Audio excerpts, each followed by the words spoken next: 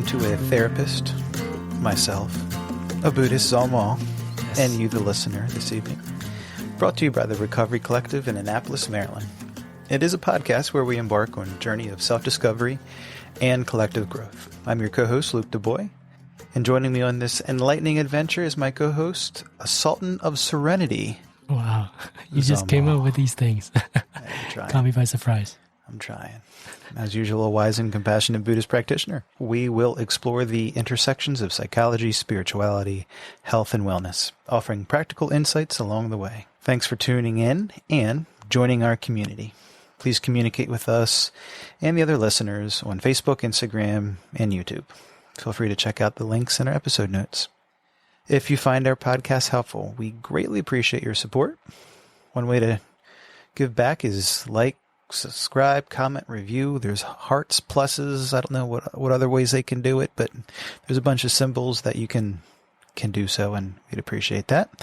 And if you'd like to donate, please do, as we now have a donate button on our podcast platform. Remember, it's through our collective efforts that we can uncover solutions to all things related to health and wellness.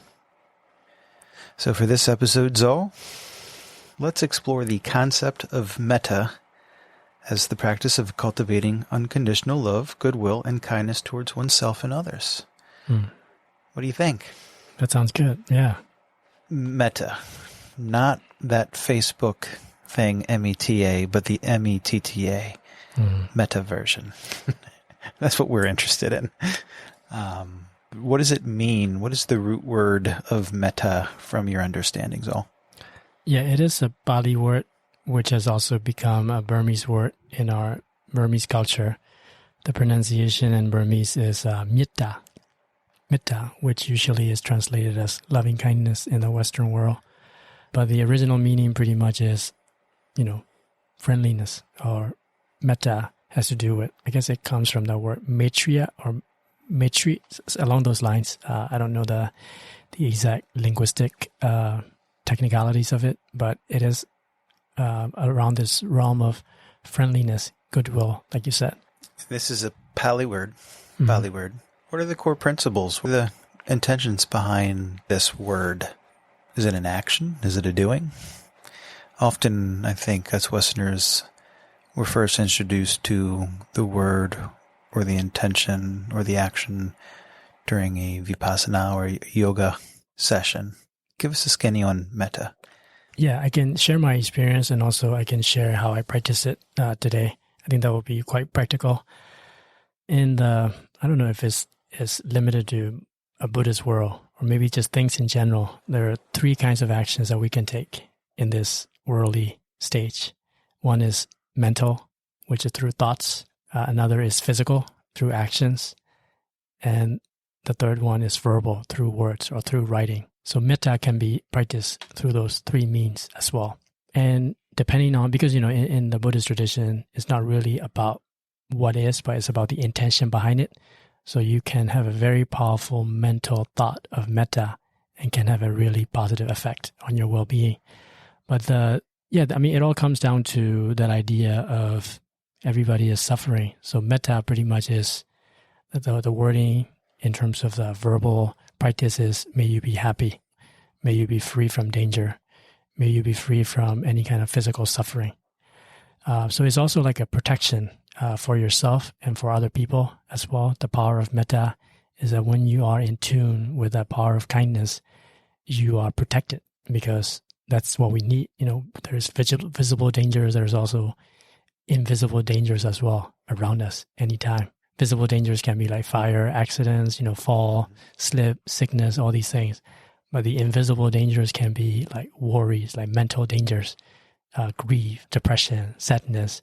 So infusing with loving kindness is always a protection against those dangers. And that's how I was taught.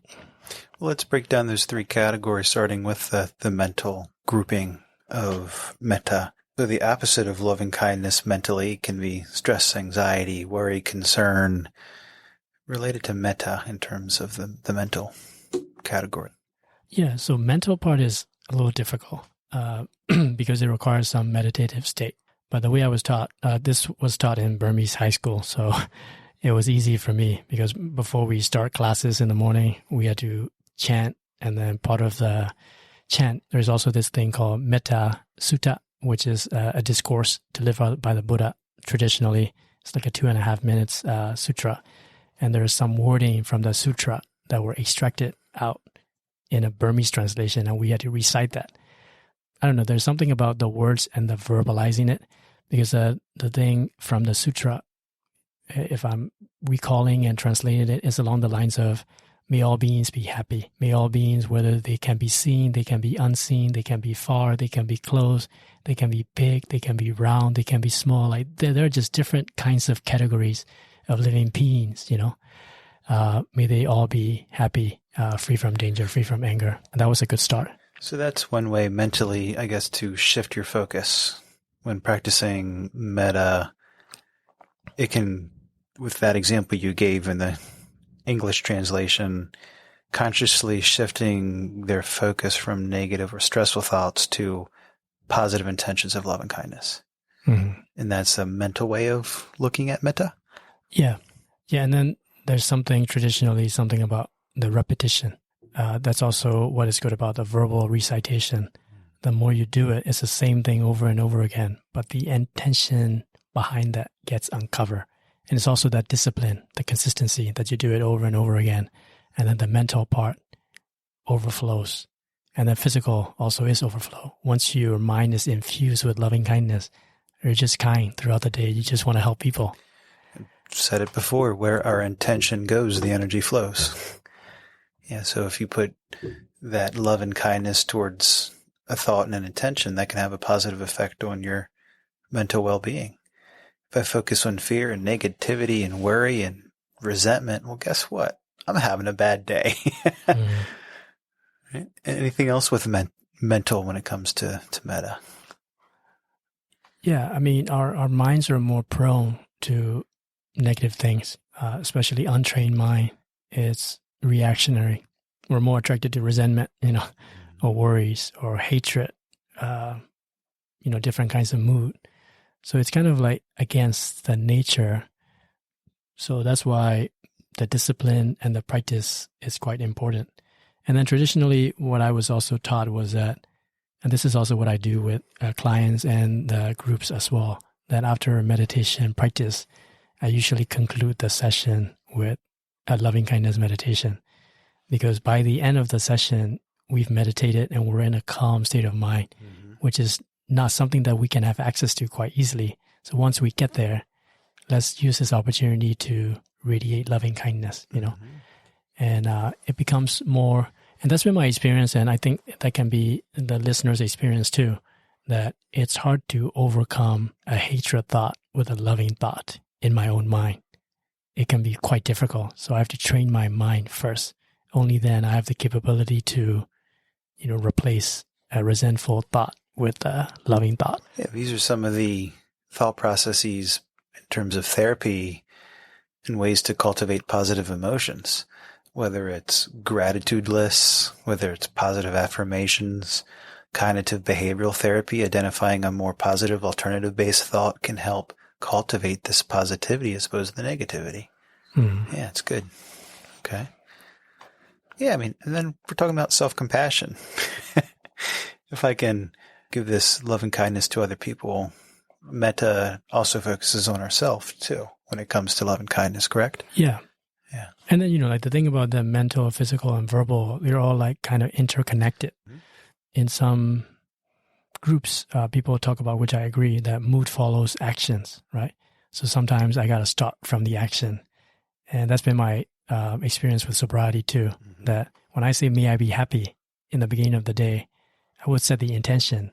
But then the fact that I'm not drinking and not using drugs, that's an act of self-compassion, that I thought they were making me happy, but actually, no, it was a dead end. Yeah. So the physical action, self-compassion, can be as simple. It can come with a thought, or it can come with a verbal thought that may I be happy, which also means that what action can I take today that will bring happiness to me? Not in like a selfish way, but just what are the kind self-care things that I can do? That can reduce stress. That can reduce cortisol levels by doing that. So physical in terms of the actual behavior, in terms of the actions you do to create that love and kindness. But it also sounds, the way I'm taking it is physically, your body can be affected by a love and kindness as well. Mm-hmm. Yeah, there are also some visualization methods that can be helpful as well, because Metta has to do with the heart. So like physically, location-wise, when you breathe in and out of that heart, it's like a feeling center. So some visualization can be helpful, that you breathe in and out of that heart center where there are emotions, and you can infuse your heart with positive thoughts, which is what we want for everybody, like safety, health, well-being, You just saying that connected to my heart, and my hope is there's at least a handful of listeners that also felt that as you shared that. That's physical. That's a transfer of emotions in a love and kindness, healthy kind of way. Well, I felt it. Maybe the listeners did too. Physical, anything else when it comes to that category? Yeah, an act of kindness, which is, there's no shortage of that, right? But in our tradition, it can be, especially when you're living at a monastery, a metta act will be sweeping the floor without letting anybody know, or taking the trash out.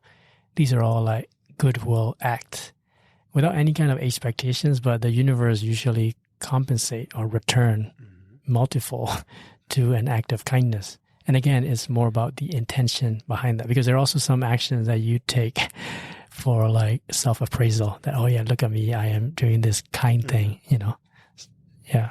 I think of it physically in terms of enhancing relationships. And what I mean by that, when we cultivate these love and kindness towards others, it fosters loving relationships. It improves interactions, communication, understanding, promote forgiveness, reducing conflicts, empathy and compassion. To me, that's physical. That's a physical reaction that we can get from relationships. Something as simple as sweeping a floor or opening a door can have a physical positive effect. Yeah. Yeah, it's all energy, Yeah. And I can be vibrating at a negative energy and people can sense it. And the opposite is true too. But yeah, there's something very helpful about the community too. So if we live in a community, or if I have access to a community that is spiritual, that's like a easy access to practice loving kindness. But I do want to share about the practice of loving kindness in a way of something that we are capable of, but also something that we don't have to try too hard to get there in a way. So it's not like somebody has to teach me in detail how to practice loving kindness. It's something that is already familiar to us. So that's where that repetition comes in. Because there are also some visualization exercises where you just have to recall where an act of kindness was done to you in your life.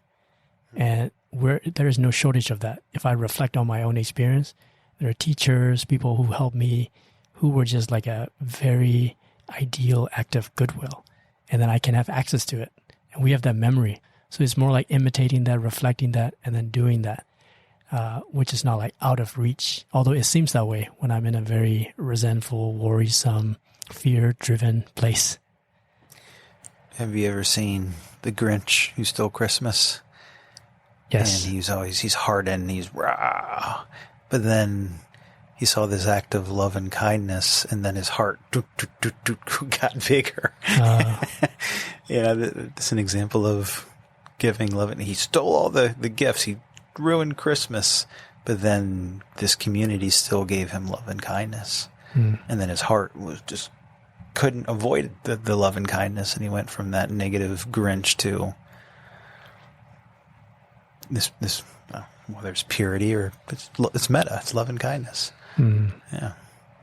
Are there any examples, like you said, it's a thought. It can be a past experience where you felt this. Any other techniques where someone can incorporate this metta into their everyday life? Yeah, the first most simple basic entry is through verbal recitation, And that's the one we're on. Yeah, Good intro. exactly. Yeah. Because, it's just words, sounds, but it's not about the sounds or the words, but it's about the intention connecting with the energy behind those words. So it's a simple phrase as like, may I be happy. Like if I really connect with the true intention behind that word, or may you be happy, I can look into your eyes, look, and then I can really mean it and say it, may you be happy. And you can sense it at the heart and mind level. So yeah, that would be a good place to start. And then there's also something that is helpful, which is that it's hard to like talk about it because there's that concept of self-compassion, which is great, which is different from selfishness, right? Because metta, loving kindness, has to do with selflessness. So like when I say, may I be happy, which is effective wording, but more effective wording is, may I learn how to be truly happy, or may I truly be happy, or may I find true happiness. And by true, for me and my experience, that when I say may I be happy, I want to drink because I know that will make me happy. I want to use this, drug because that will make me happy, which is a very big difference between may I truly be happy or may I learn how to be truly happy, which will mean, I'm going to be sober and go help somebody or something, So there's a self-compassion aspect where we're looking for the skillful action, not like a selfish that I need this instant gratification to be happy. So it's not ill intent. It's true. I think that's the best descriptor. True happiness. I always call drugs and alcohol. Yeah, it's a high. It's a happiness, but it's a numbing high. It's a false sense of happiness and love or connection. In terms of self-compassion, it can be challenging, such as dealing with difficult emotions, self-judgment, or resistance towards certain individuals. What are your recommendations with that?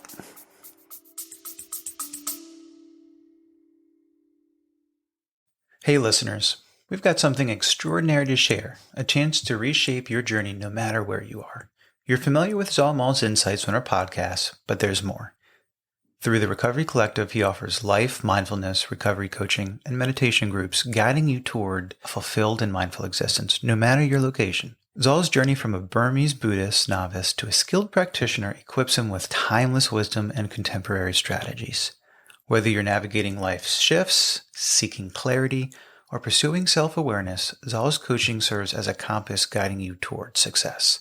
The best part? Zaw's approach centers on your growth and empowerment. He equips you with tools to tap into your inner strengths for continuous evolution no matter where you are. Ready to take that next step in your personal growth journey? Connect with Zaw Maw and the Recovery Collective at 240-813-8135 from anywhere in the world. Investigating in your journey reaps immeasurable rewards. Let Zaw Maw guide you toward resilience, clarity, and empowerment no matter where life finds you. Now, let's transition back into our conversation. Stay tuned, stay curious, and keep your journey growing.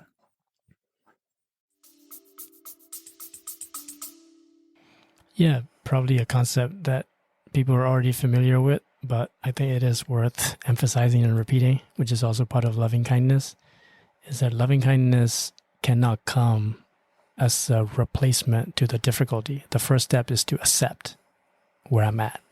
So if I am suffering, if I'm in a very terrible place, I cannot be like, may I be happy, like skip everything and then truly be happy.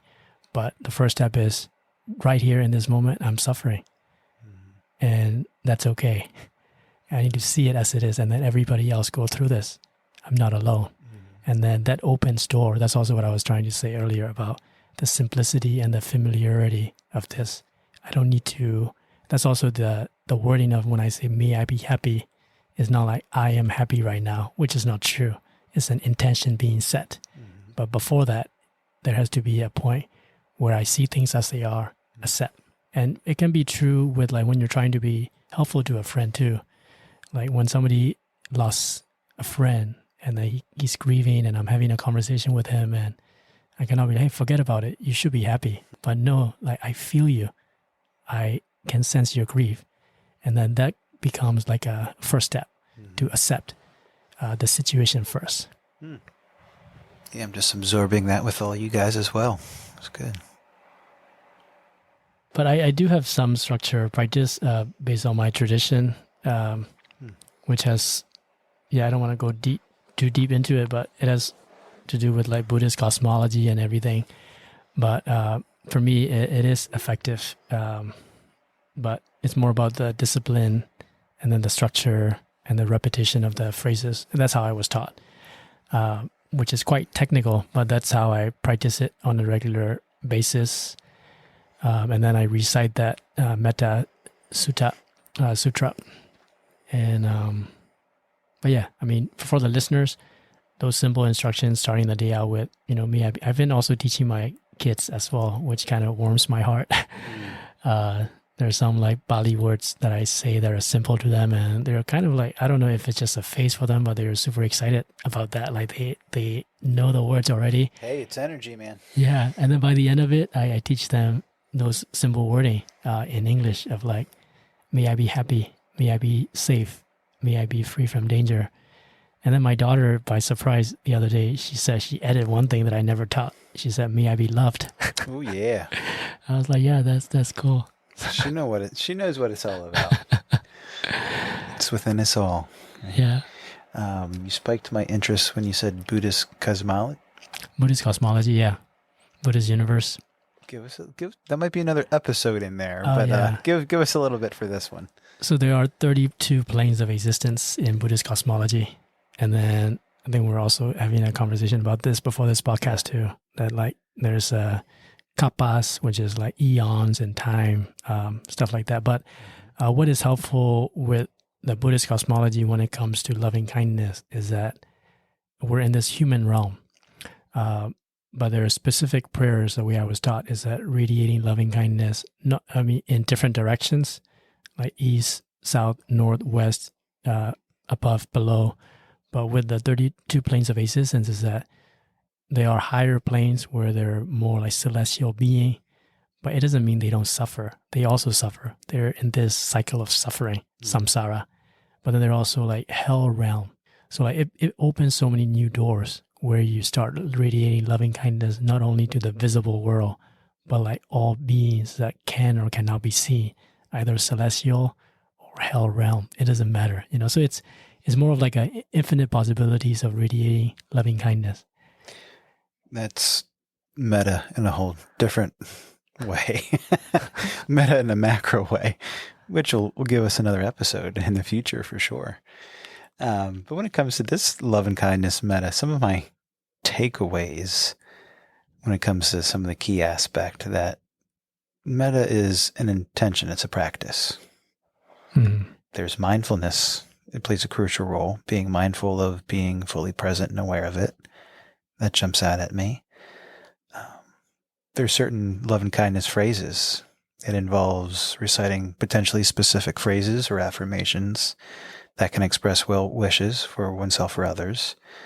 And what I'm getting from this episode that I really didn't know or take away from previous, the visualization that can come with it. Can you give us another example? Because I think that's the soul of this. That's my takeaway. The visualization when it comes to a love and kindness practice. Yeah, that's really good. We're all vibrational, right? So like when it comes to the effect being produced by metta, it's personal, but it's also general too. But the way I think about it is like a calming, like really soothing, cool water. And it's a feeling. So when somebody is radiating that, you can sense it. And when you're radiating it too, other people can sense it. So it's more like it's an attraction. Yes. It's, to me, in my words, what you're saying, it's an emotional connection, and it's cultivating a sense of compassion for myself and others. And it's an energetic feel that I think can be contagious, like your daughter said. Love. She added it. Mm-hmm. Yeah. Yeah, there's something very purifying about that, It's not made up. It's not something that is created. It's something that is uncovered. And it's authentic. So that's why it's so universal. And yeah, I mean, like you said, it's also part of the mindfulness practice too, right? You can go to a religious ground, or you can enter somebody's house and you can just sense that peacefulness, It's very visceral. There's a physiological, like you said, visceral thing that happens when you visualize it when it's happening. It does something different to the brain, which does something different to the physical and the emotional and the verbal when we visualize it while we're thinking it and feeling it. It changes our brain chemistry. It changes the energy when we do it that way. Mm. Yeah. And then, words and visualization can be connected too. One of the things that can be helpful is the wording of, there are some meditation instructions where you pay attention to the breath, and then there's the wording of like softening or relaxing the jaw, the shoulders, your belly.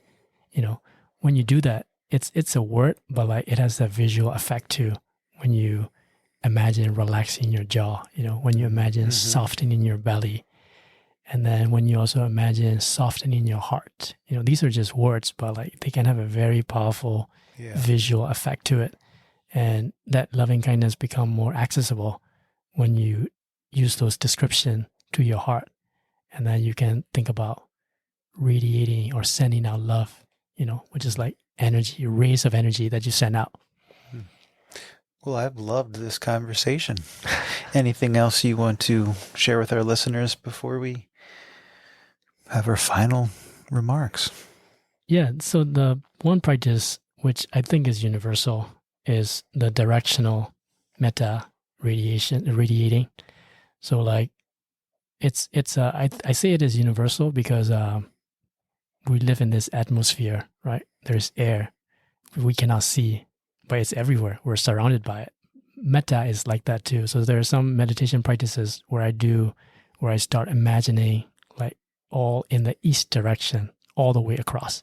May all beings in this direction, may they be happy, healthy, free from danger, free from anger. And then it's just words, but like I can physically send out and receive. So that can be a good practice for people who want to try it. So like just systematically, may all beings in this direction. So like northeast, or when you're sitting, you can be in the front, in the back, to the left, to the right, to the right front, or whatever, in 10 directions. I think one way you've shared with me when you've done your group meditations is everyone in this room, and then everyone in this building, and everyone on this road, everyone in this town, everyone in this, and that helped me just feel it expand outwards and more vast and large. That's guided me with that directional feeling towards the area. Yeah. I think anything is perpetual. So I do want to give listeners a challenge or a practice where begin your day with loving kindness and then see where it takes you. And it can be a positive feedback loop because, there's something that is undeniably there when things become experiential, So for me, I connect with people at a deeper level when I am coming from a place of loving kindness. And people sense it too, right? Because when I have a resentment or separation, it comes from that person is different. That person doesn't know how I'm suffering, as if we are different, but we're not. Yeah. I've heard someone say that the first 5 people in their day, when they leave their house, they're just going to give a pass to no matter what they do. Tongue in cheek, but you know what I mean. But I like your example that much more. Let's say those first 5 people that you see, why don't you give them that love and kindness and that metta? Not just give them a pass, but give them that visceral energy of love and kindness and compassion. Yeah, I think that would be a good note to end on. And but I also want to differentiate one final thought of like passionate love with attachment, because attachment is not a good thing, like craving, which is a different kind of love, which is not what we're talking about. But this is like a platonic loving kindness in a way of like, I want nothing in return. Because there's an idea of love in terms of possessiveness. Sure. I love this person. I want this person to be The this way, that attachment. way. Yeah. So I wanted to differentiate that too, because I don't know if it's a translation when you say loving kindness, which is different from like passionate love or sexual love or romantic love. Yeah. The unconditional love, the non-expectations that we as humans often connect. They're either love is or isn't, right? How do we put conditions on love? Anyway. Yeah. Well, I hope this was helpful. Yeah, I mean, at its core, Metta involves generating sincere well wishes and positive intentions for all well-being, happiness, and safety of oneself and others. It is a transformative practice that aims to dissolve barriers of separation, ego-driven desires, like we just said, and harmful attitudes, fostering a deep sense of connection, empathy, and understanding. Metta is not limited to personal relationships or those who are easy to love, but include all beings, regardless of their background, social status, or even perceived enemies. The practice encourages practitioners to develop a boundless, all-embracing love that transcends boundaries, biases, and prejudices. By regularly engaging in metta meditation and integrating loving kindness into daily life, individuals can cultivate a compassionate heart, reduce negative emotions, enhance emotional well-being, and foster harmonious relationships. Ultimately, the practice of metta aims to create a more compassionate and caring society, promoting peace, understanding, and genuine happiness for all beings. Beautiful. Yeah. Well, thanks, Zaw. This was fun. I feel the love and kindness in this room. It's buzzing. Nice. Yeah, I don't know where it's coming from. It must be you, the listeners. So thanks for giving it back. And if you guys like this episode, please like, comment, subscribe, and most importantly, share with others, as collectively we can find a solution to all things health and wellness. My name's Luke Du Bois. And this is Zaw. See you next time.